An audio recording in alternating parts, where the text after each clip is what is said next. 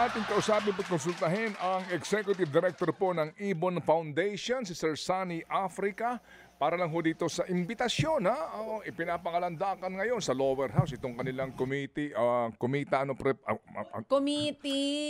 on Appropriations, no? Yan. At pati ho dito sa mataas na kapulungan ng Kongreso, ang kanilang Committee on Finance nagsasabi na ito ang golden era ng transparency Bagong sa pera ng Pilipinas. Okay, Sir Sunny, naniniwala. Pinipigilan. Ala, napatawa mo tuloy si Sir Sunny. Sorry, Kasi ang, Sunny, ang gusto itanong ni Manong Ted, Sir Sunny, kayo po ba'y naniniwala? Oo. Sunny, okay, good morning. Una, kayo ba'y interesado doon sa imbitasyon sa mga civil society groups katulad ninyo na makilahok sa budget deliberation? Magandang umaga. Sobrang interesado syempre, pero syempre maingat din na hindi magamit na kunwari golden age tapos hindi naman talaga golden age. So interesado kami pero it remains to be seen kung talagang maigi makabuluhan kasing partisipasyon . Delikado kasi kontrolado pa rin nila yung impormasyon. Kahit sinasabing binubukas, mukhang kontrolado pa rin nila yung impormasyon. Kaya baka yung ninanais natin na totoong transparency nga baka hindi mangyari. Okay. Hindi na kininiwala. Sorry Sir Ted, natuwa ako kasi sa pagtatanong niyo parang hindi na kininiwala kaya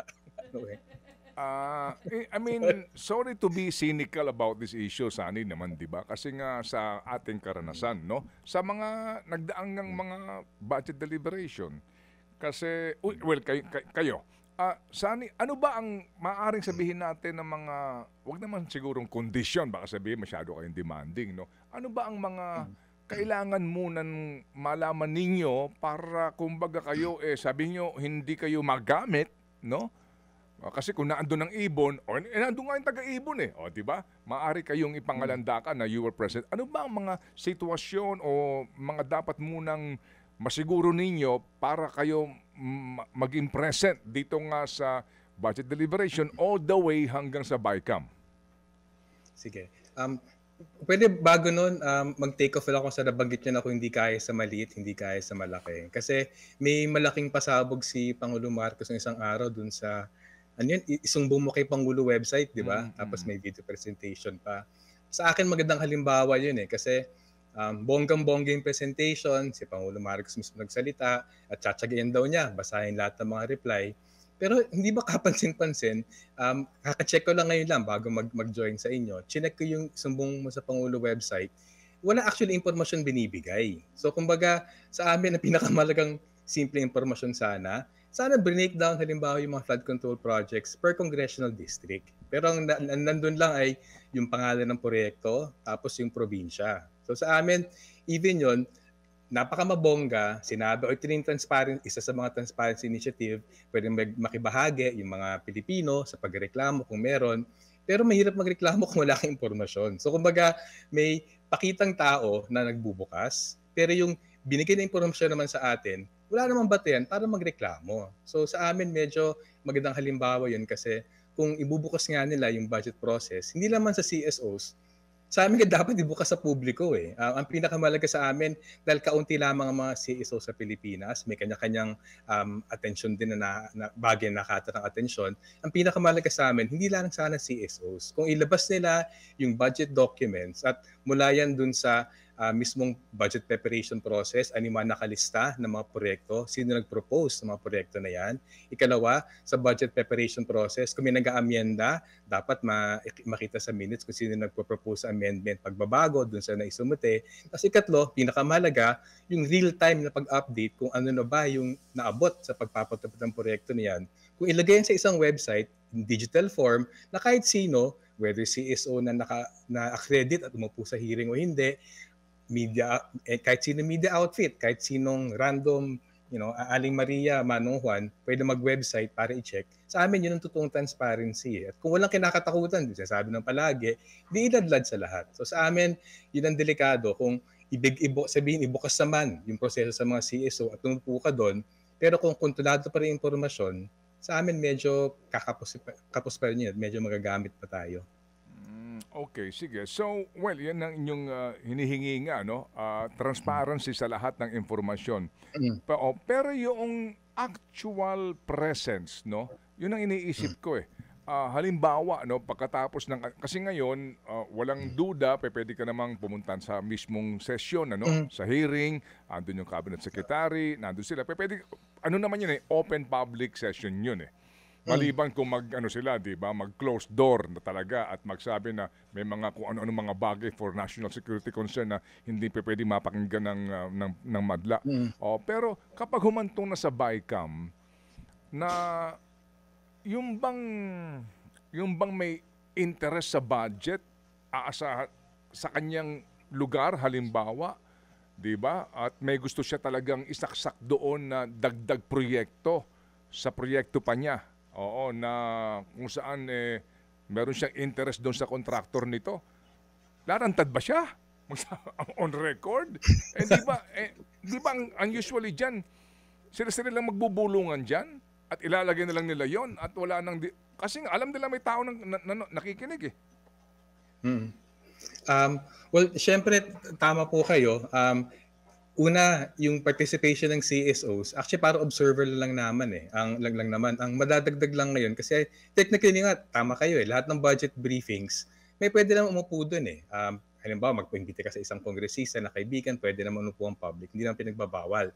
Pero yung fino-formalize lamang yung observer status ng ilang piling civil society doon sa pulong. Pero ang tanong kasi, ano may idadagdag ng pag-upo? Kasi actually, observer lang naman din eh. Ang madadagdag actually, even dun sa pinaka may ngipin na proposal, yung kay Senator Lacson, may access dun sa proposals na sinasubmit dun sa Kongreso at merong access dun sa ilang documents na hindi pa nililinaw na for submission sa DBM. So, okay yon, may dagdag na access yung CSO, hindi mo kailangan kunin sa kaibigan na kongresista.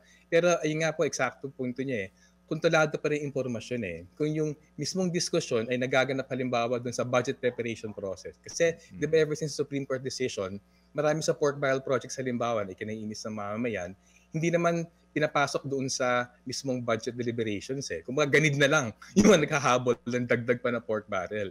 Yung original pork barrel, nandun nasa budget is susumite ng Pangulo in the first, from February to June every year, ng budget preparation, nakapasok na yung pork barrel nila eh. Kaya sa amin, yun ang tanong eh, mabibigyan ba ng access yung publiko dun sa paano tinukoy yung mga proyekto even during budget preparation? Kasi pwede naman i-control, di ba? Ano yun? Moderate your greed, di ba? I think gawin ako kay saan ako nadilig yun. Kung moderate your greed, Jun Lusada.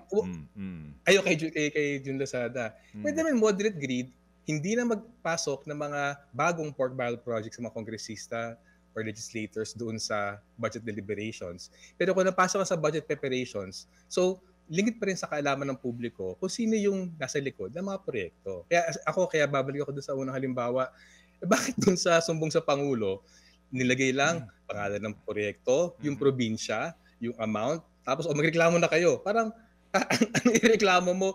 Kung-click mo nga yung project doc, yung project link, pangalan lang binibigay. Wala kang alam kung ano ba eksakto, anong klaseng flood control project yan, at kung nasaan siya. So alam mo yun, may pakitang tao na bibigyan kayo ng impormasyon, pero dahil kontrolado yung impormasyon, in the end, walang actually ngipin yung proposal for transparency. Sige, so may agam-agam kayo dito kasi bahagi ng ng sona ng presidente maliban doon sa ilalahad namin ang listahan. Kung babalikan mo yung sona ha, mukha talagang kasama sa plano ito eh. Itong website nila na ilalabas nga. So ito na yung katuparan doon sa unang part. Yung sa susunod na buwan, papangalanan at meron pang kakasuhan, may mananagot. May agam-agam ba kayo doon sa katuparan ng kanyang mga ipinapangako? Kasi hindi pa pinapatupad eh. Yung binigay na website isumbong sa Pangulo, wala siyang binibigyan impormasyon. Di ba? Mahirap magreklamo yung tao kung walang impormasyon. At yun hinihingi natin eh, impormasyon. So yung binigay nila, piling-piling impormasyon. At sa amin, dalawang bagay lang yon. Sana yung isumbong sa Pangulo website, una, hindi lang probinsya yung lugar. Sana congressional district. Di ba? Kung binirayan ba congressional district, umalaman ako sino yung medyo may konsentrasyon ng proyekto. Ikalawa, kung i-click mismo yung pangalan ng proyekto, sana may detalye, ano yung proyekto? Kasi kung nandun yun, ano yung dinalaman ng proyekto, kung DK ba yan, or ewan ko, mga cuts, hindi ko lang po ano yung mga pinopropose nila, yung isang mamamayan, tagalugar na yun, pwede sabihin, uy, Wala akong nakitang ganyan. Pero kung bibigay sa'yo, construction of drainage structure in ganito, tapos na. Parang no information, di ba? May pakita na pagbibigay impormasyon, pero actually wala. So, medyo hindi ako sang-ayon na may sakop-kapara na yun kasi nagbigay na listahan na wala naman ampaw, walang laman. Well, to quote the president, wala na bang investigative journalism ngayon? Trabaho nyo yan eh.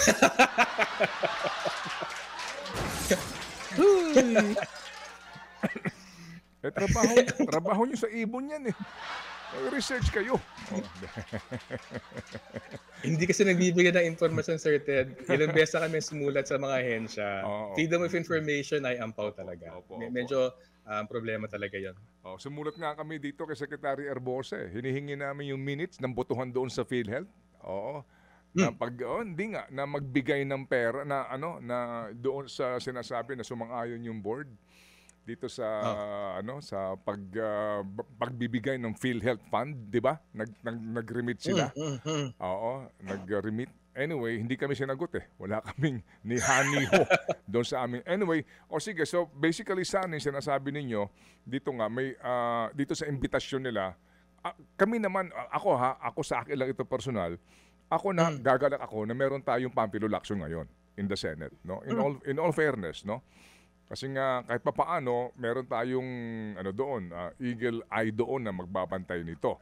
Yun nga lang, no? Hindi natin alam sa iba kung ano ang kanilang gagawin para pa rin sila magtagumpay sa kanilang mga ugali na magsingit-singit. Pero kung kayong katatanungin dito, may agam-agam pa rin kayo dito sa kanilang ipinapangako na golden age ng transparency sa usapin ng budget.